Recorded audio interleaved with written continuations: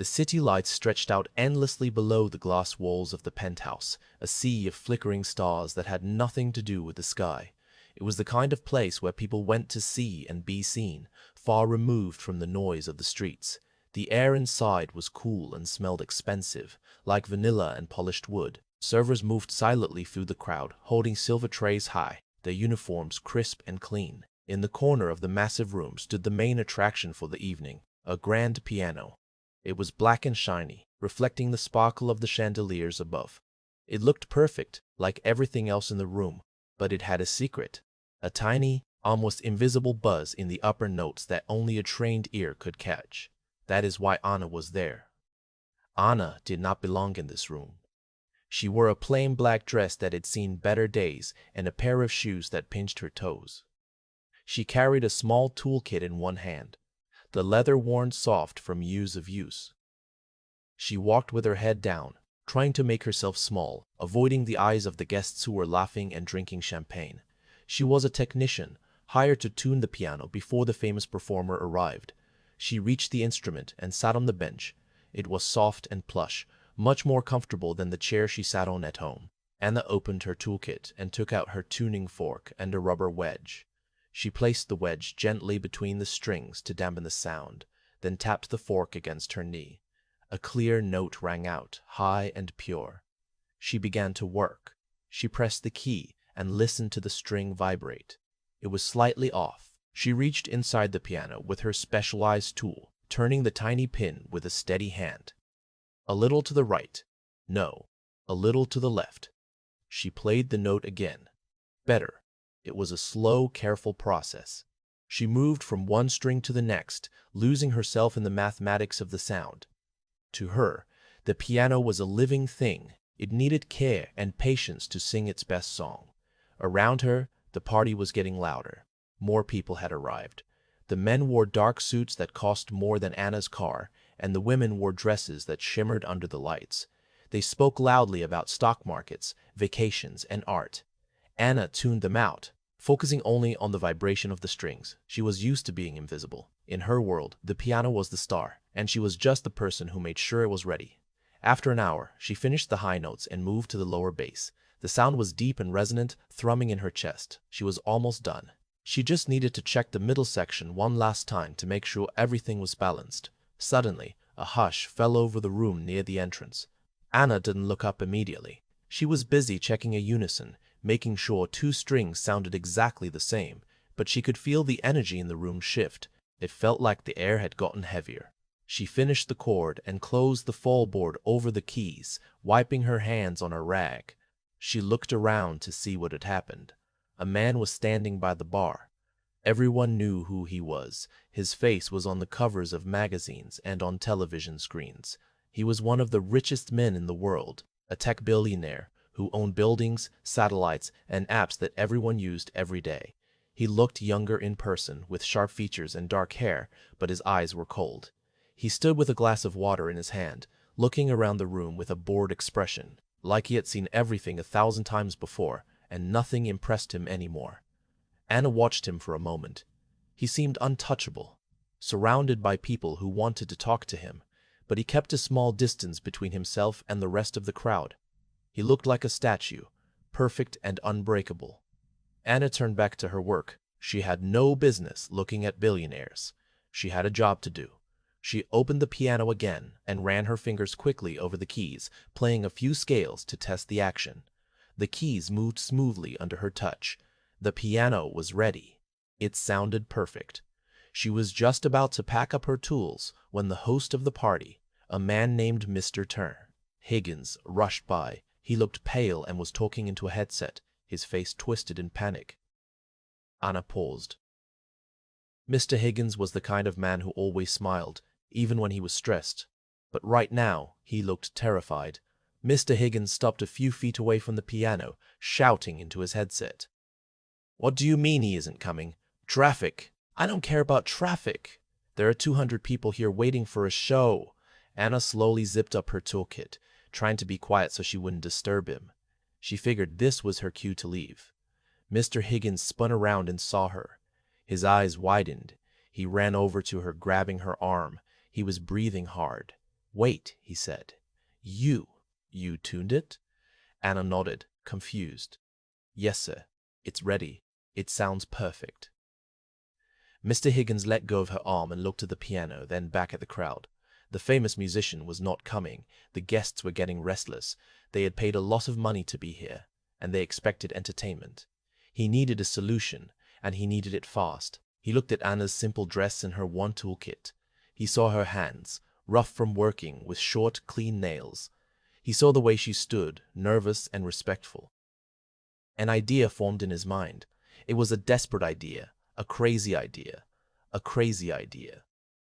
"Can you play?" he asked, his voice low. Anna blinked. She wasn't sure she heard him right. "Play? Well, I used to, a long time ago. Can you play now?" Mr. Higgins asked again, almost begging. The performer cancelled. "I have nothing. The speeches are over. People are bored. If I don't give them something, this night is a disaster." Anna looked at the crowd.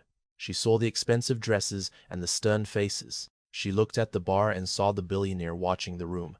She felt a cold knot form in her stomach. "Oh no," Anna said, shaking her head quickly. "I couldn't. I just tuned them. I'm not a performer." "Please," Mr. Higgins said, "just play something soft. Background music. Anything to fill the silence while we figure out a plan. Just 10 minutes. That's all I ask." Anna looked at her hands. They were trembling slightly. It had been years since she had played seriously, not since life got too hard and too busy. She played to check the tuning, of course, but that wasn't music. That was mechanics. To play for these people, for him, it was terrifying. But Mr. Proffing. Higgins looked so desperate, and deep down, in a place she rarely let herself visit, there was a tiny spark of curiosity, a tiny part of her that wanted to see she still had it in her. "Just soft music," she whispered. Yes, soft music," she whispered. Yes, soft music," Mr. Higgins agreed, looking relieved. "Whatever you want, Mr. Cumter."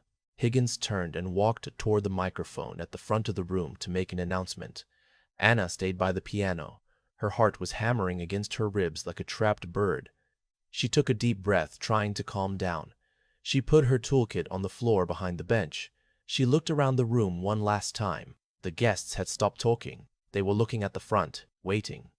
Mr. Higgins tapped the microphone. "Ladies and gentlemen," he said, his voice echoing through the speakers, "we have a small change in schedule. Our headliner has been delayed, but we are fortunate to have, we have a very talented technician with us tonight. She will play a few pieces for us while we wait." There was a murmur in the crowd. It wasn't a happy murmur. They were confused. They looked around for the new performer, scanning the room for someone in a tuxedo or a glamorous gown. Anna sat down on the bench. The leather creaked loudly in the silence.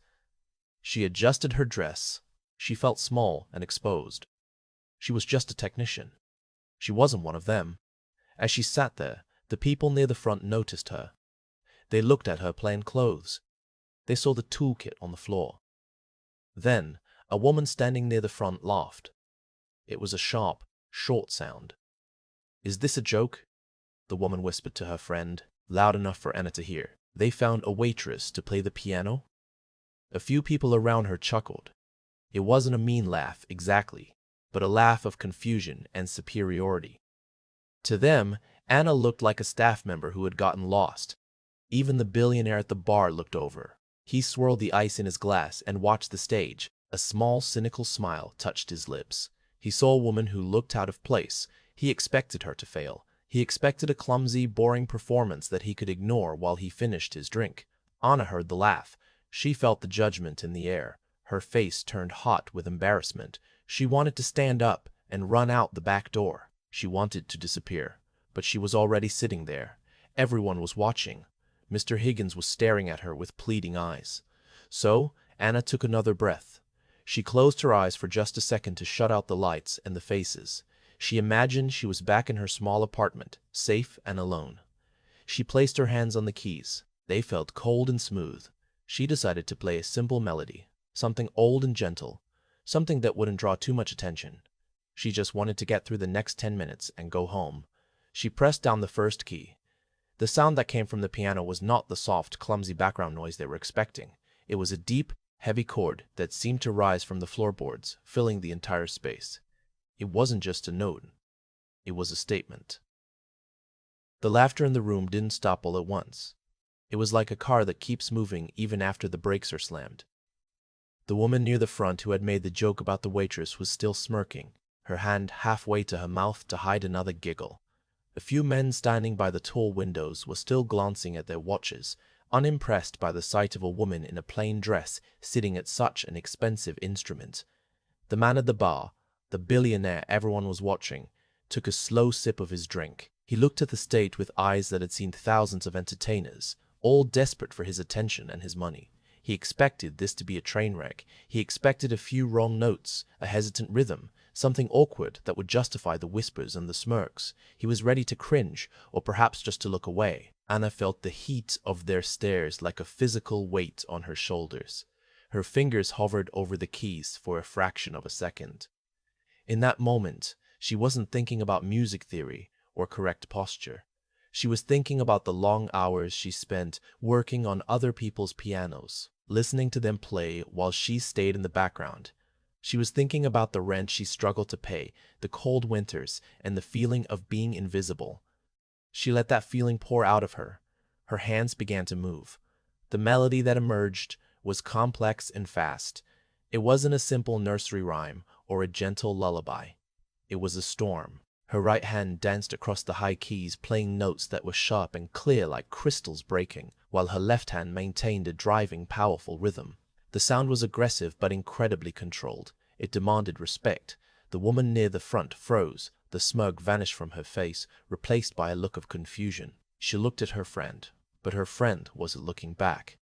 Her friend was staring at the stage, her mouth slightly open. At the bar, the billionaire paused with his glass halfway to his lips.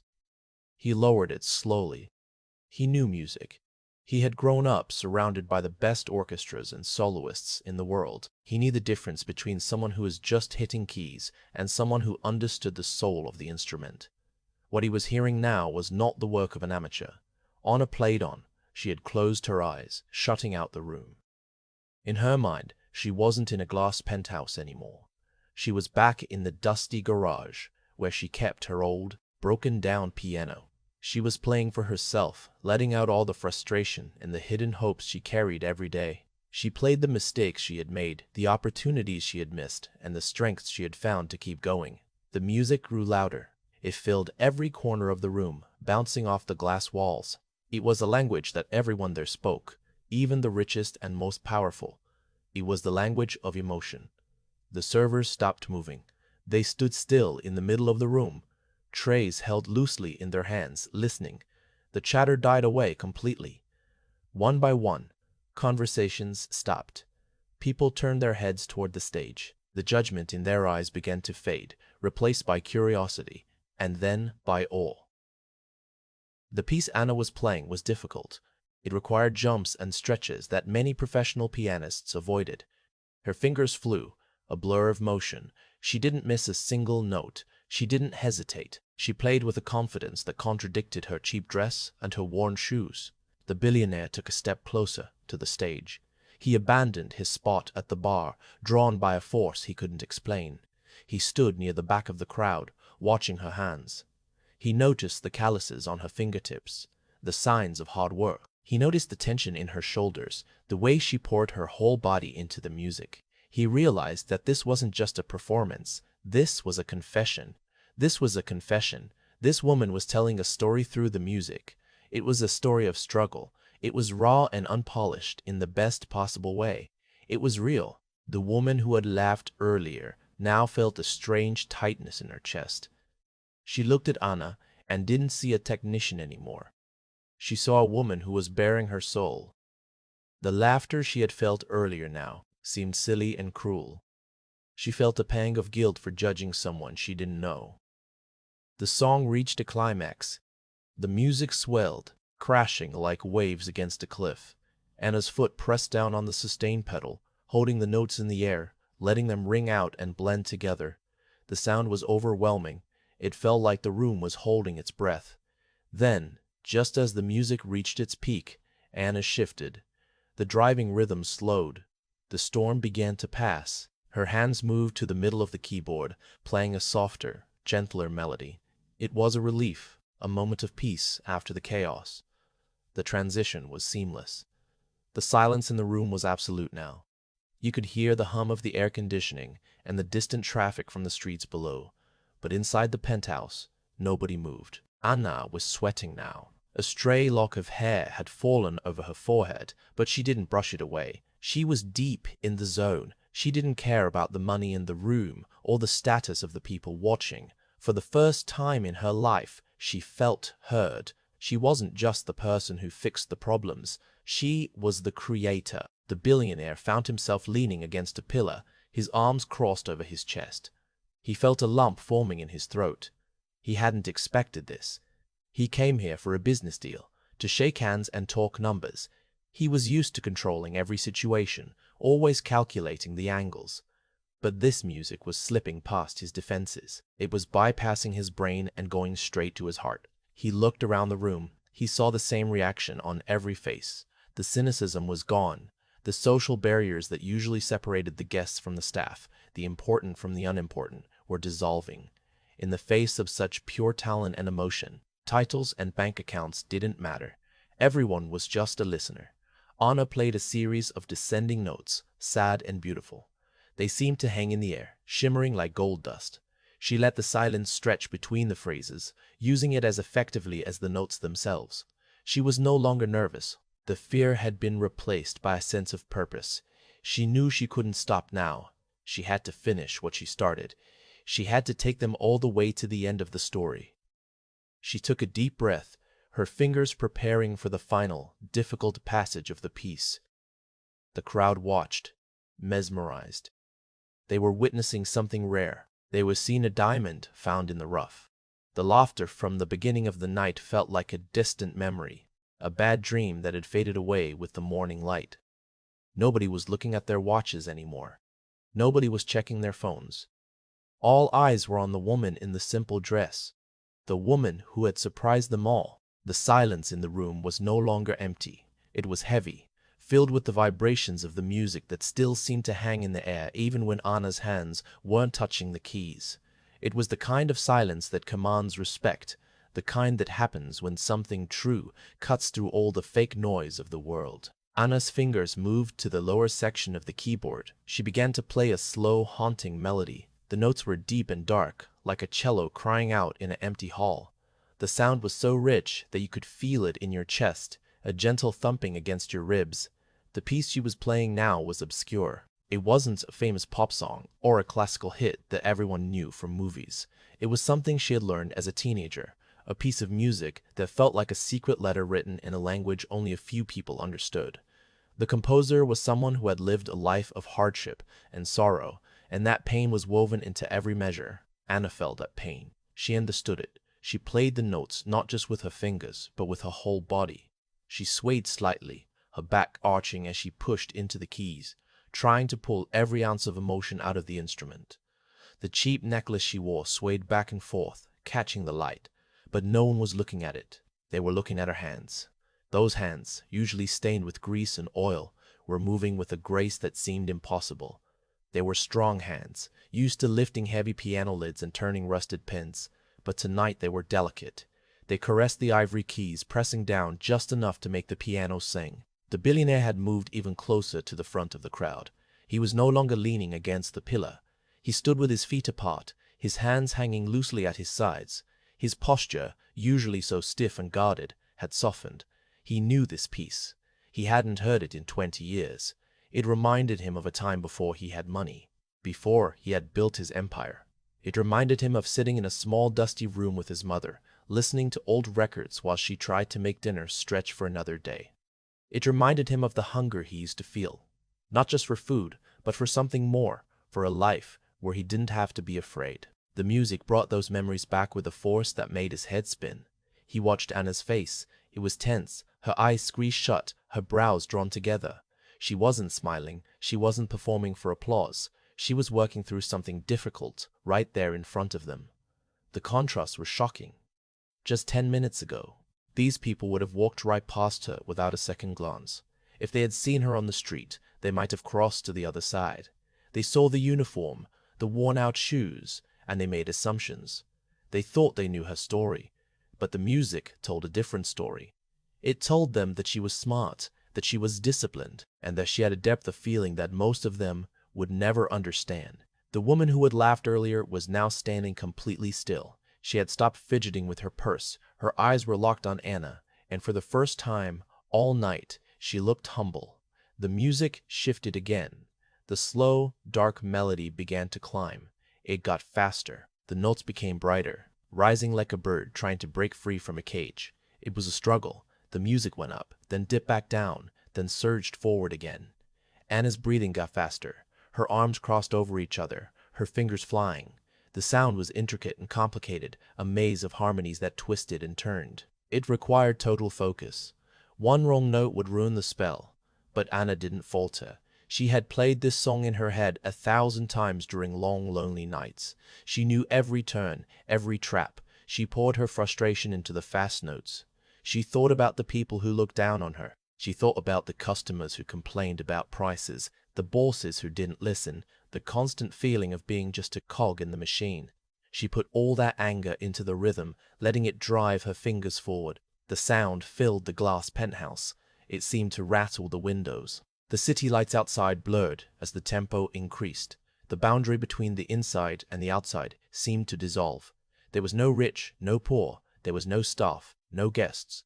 There was just the sound. The billionaire felt a strange sensation in his eyes. It was a stinging, hot feeling that he hadn't felt in a very long time. He blinked rapidly.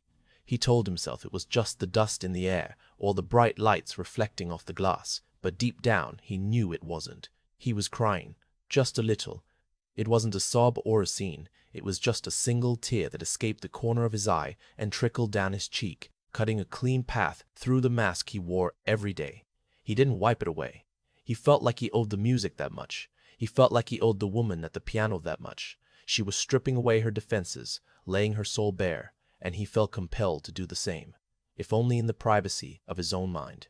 He looked at the other guests. He saw a man in a $3,000 suit biting his lip, his eyes glassy. He saw the host, Mr. Higgins, standing with his mouth open, completely forgetting his panic. The room had been transformed. The laughter, the judgment, the arrogance, all of it had been burned away by the fire of the music. Anna hit the climax of the fast section. Her hand slammed down on the keys in a dramatic chord that rang out like a thunderclap. Then suddenly her hands lifted off the keyboard. The silence returned instantly. But this time, it wasn't the heavy, expectant silence of a moment ago. It was a stunned, breathless silence. The chord faded into the air, echoing softly, then disappeared. Anna didn't move. She sat there, her hands resting on her lap, her chest rising and falling rapidly. She was waiting. She felt the energy in the room. She knew that something had changed, but she was afraid to open her eyes and see what it was. She was afraid that the spell would break the moment she looked up and saw the judgment in their eyes again. She kept her eyes closed for a few seconds longer, letting the quiet wrap around her. She listened to the hum of the room. She listened to her own heartbeat. She prayed that they had understood. She didn't care if they liked it. She just wanted them to feel it. Slowly, she opened her eyes. The first thing she saw was the back of the piano, shiny and black.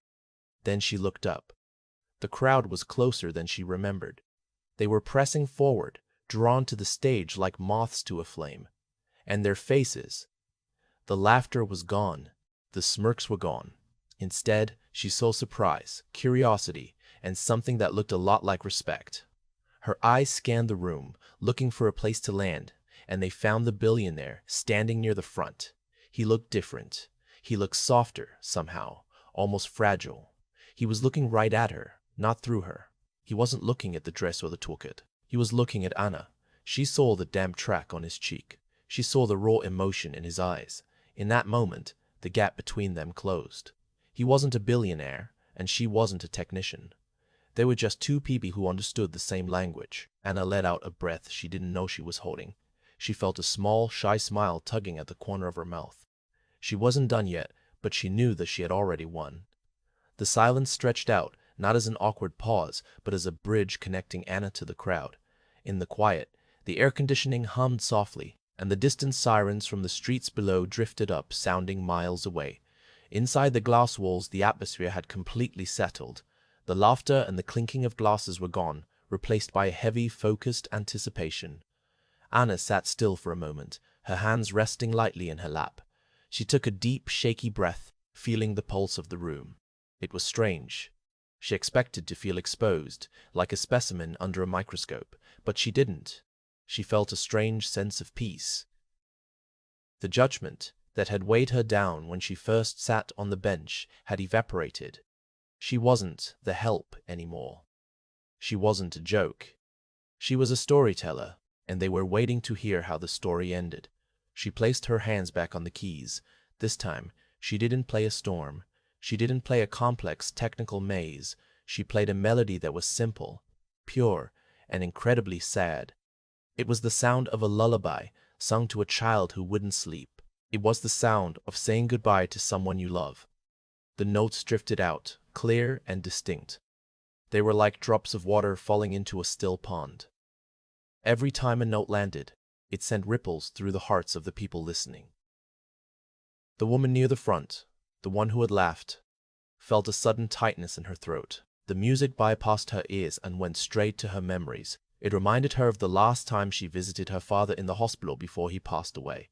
She remembered holding his hand, which felt so dry and fragile, and trying to be strong for him, but failing. The music brought that feeling of helpless love rushing back. Her eyes, which had been critical and sharp earlier, softened and filled with tears.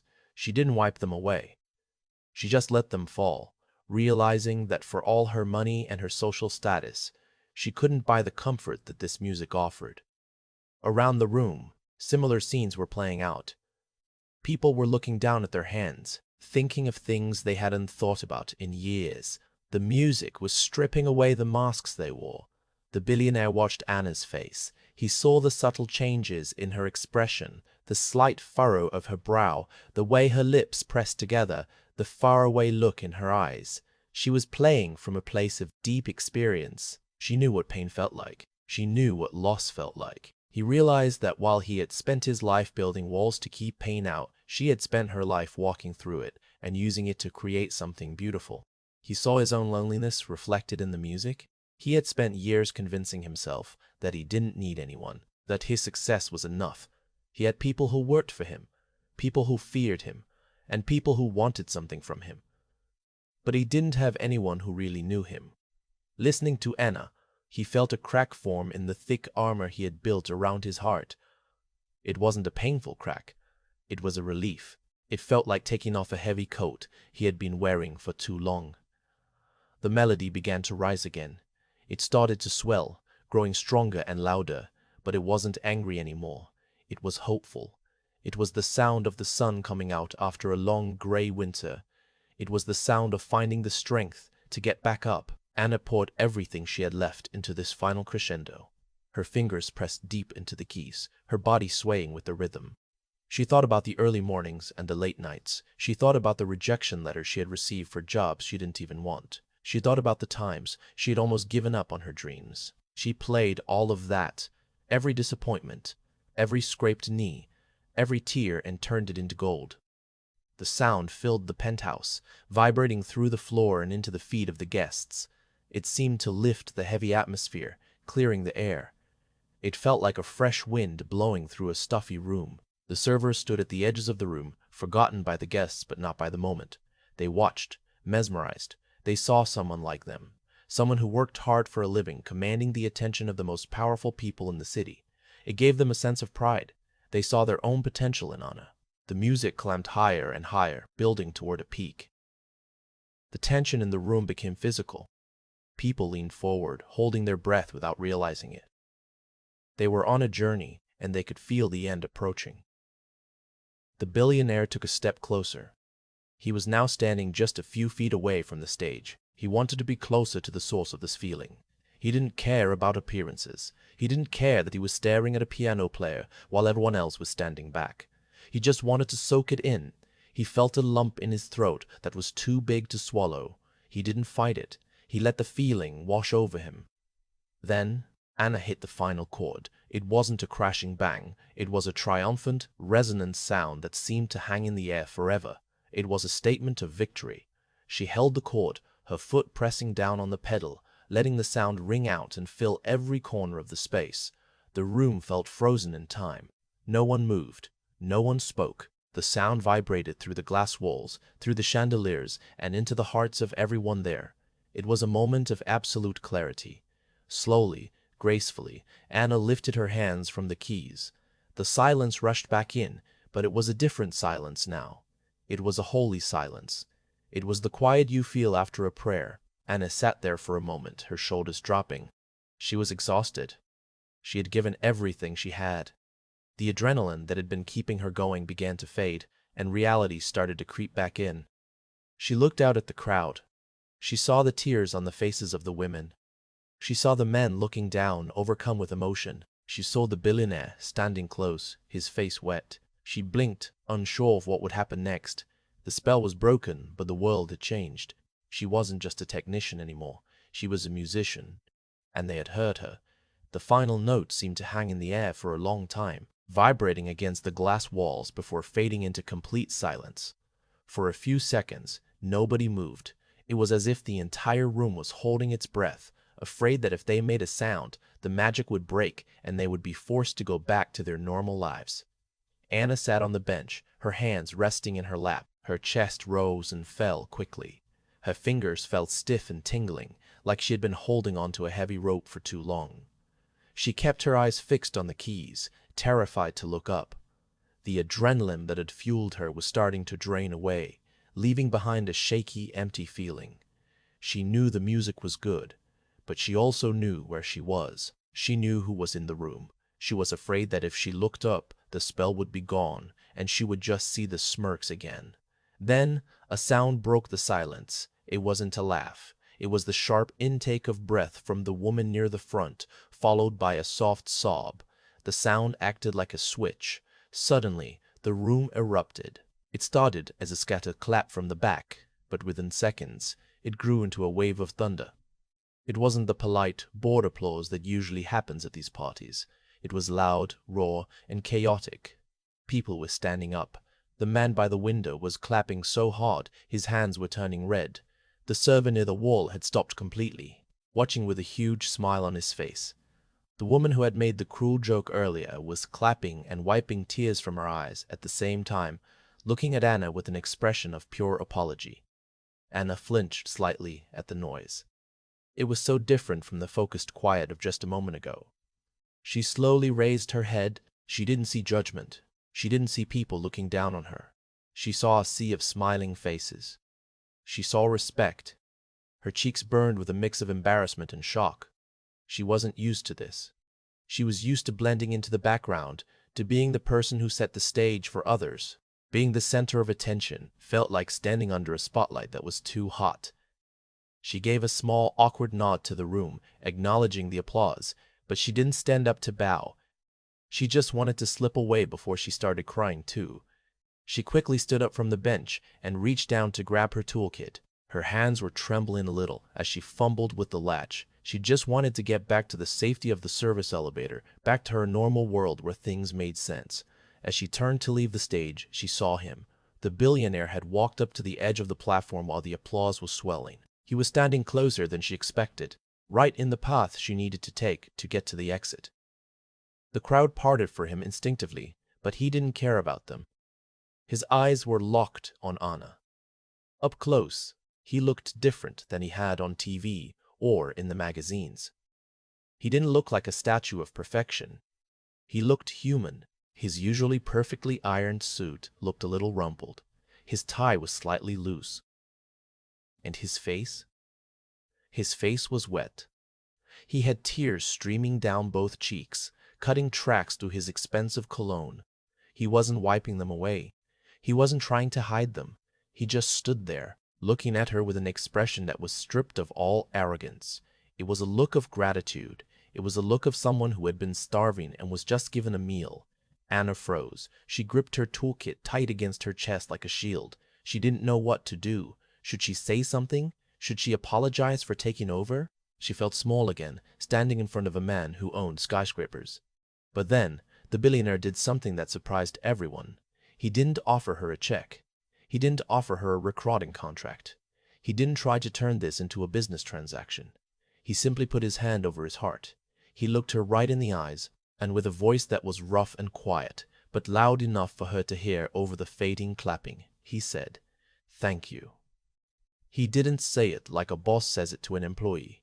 He said it like a man says it to an angel. He said it like a man says it to an angel.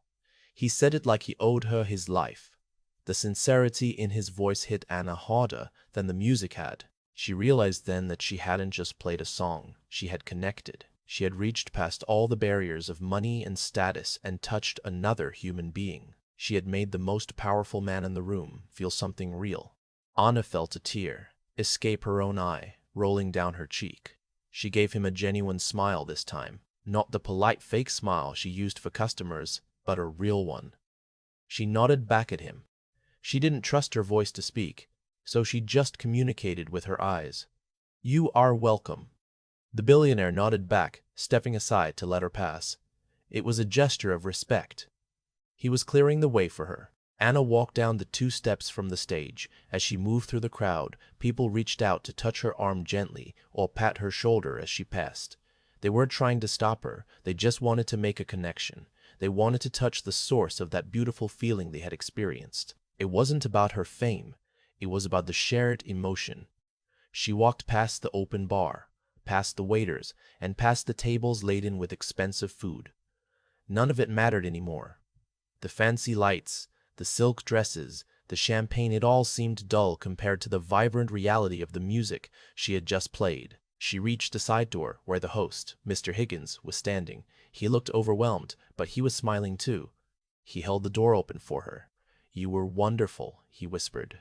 "Truly wonderful." Anna gave him a quick nod.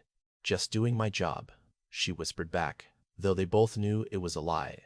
It was much more than a job. She slipped through the door and into the quiet beige hallway of the service area. The heavy metal clicked shut behind her, cutting off the noise of the party instantly. The silence in the hallway was different from the silence in the penthouse. It was cold and empty. The air smelled of floor wax and cleaning supplies, not expensive perfume, but it didn't feel lonely anymore. It felt peaceful. Anna leaned back against the cool wall for a moment and let out a long, shaky breath. She looked down at her hands. They were still trembling. They were the same hands that worked on cars and tuned pianos for a living. They were rough and calloused. But now, she knew they were capable of magic. She adjusted the toolkit in her hand and started walking down the long corridor toward the service elevator. Her shoes clicked on the linoleum floor. A simple, rhythmic sound. She didn't have $1 million. She didn't have a recording deal. In fact, she would probably have to go back to work tomorrow morning, tuning pianos for people who might not even look at her. But as she walked, she felt a lightness in her step that hadn't been there before. She had walked into that room feeling small and invisible. She was leaving, knowing that she was seen. She knew that for one perfect night, she had brought a room full of strangers to tears. She had silenced the critics. She had made a billionaire cry. Anna pressed the button for the elevator. The doors slid open immediately, revealing the empty, mirrored interior. She stepped inside and turned around to press the button for the ground floor. As the doors began to close, she caught a glimpse of her reflection in the mirror. She saw her messy hair, her simple dress, and her red cheeks. She smiled at herself. The reflection smiled back. It wasn't the smile of a world-famous virtuoso. It was the smile of a woman who knew her own worth. The elevator hummed as it started to descend, taking her back down to the noisy city streets, back to reality. But Anna knew she wasn't the same person who had come up in that elevator an hour ago. She had left something on that stage, her fear, and she had found something else in return. She had found her own voice, and she knew, as she stepped out of the building and into the cool night air, that she would never be invisible again.